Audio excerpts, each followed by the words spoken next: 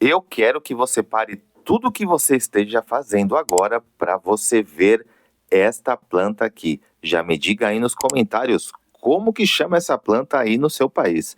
Aqui no meu país, nós chamamos ela de planta jade ou suculenta jade, mas o nome dela é Crassula ovata. É uma planta da família das suculentas, porém, quando ela cresce, ela vira uma mini árvore. Ela fica assim, ó, com a copa, realmente parece uma mini árvore. Por que que eu quero que você tenha essa planta aí na sua casa? Por que que essa planta vale uma mina de ouro? Porque é uma planta muito fácil para você cultivar. Realmente é uma das plantas mais fáceis que tem para cultivar. Por que, Josias, é uma planta fácil? Porque ela é uma planta de sol e ela também é uma planta de sombra. Isso mesmo, você pode deixar essa planta aqui no sol ou na sombra.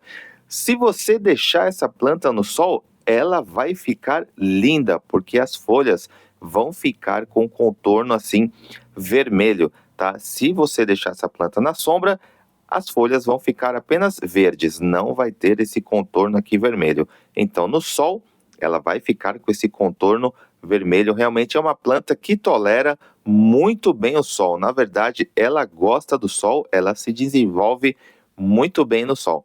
Na sombra, ela demora um pouco para se desenvolver. Para fazer a muda dessa planta é muito simples. Você vai retirar apenas uma folha ou um galho e você vai fincar assim na terra. Depois de um tempo, você vai ter uma nova muda desta suculenta aqui.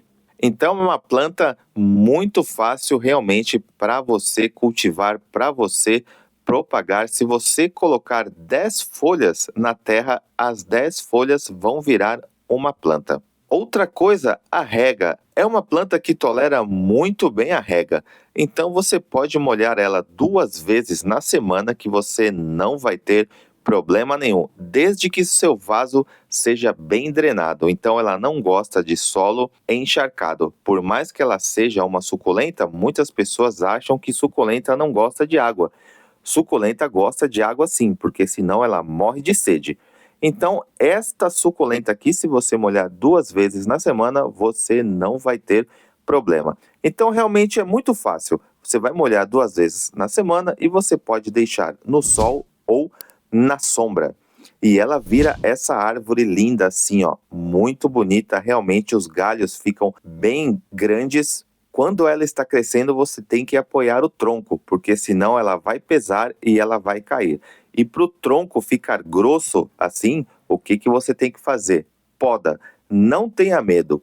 Pode a sua suculenta jade que você vai ver que rapidamente o tronco começa a engrossar. E como que a gente poda?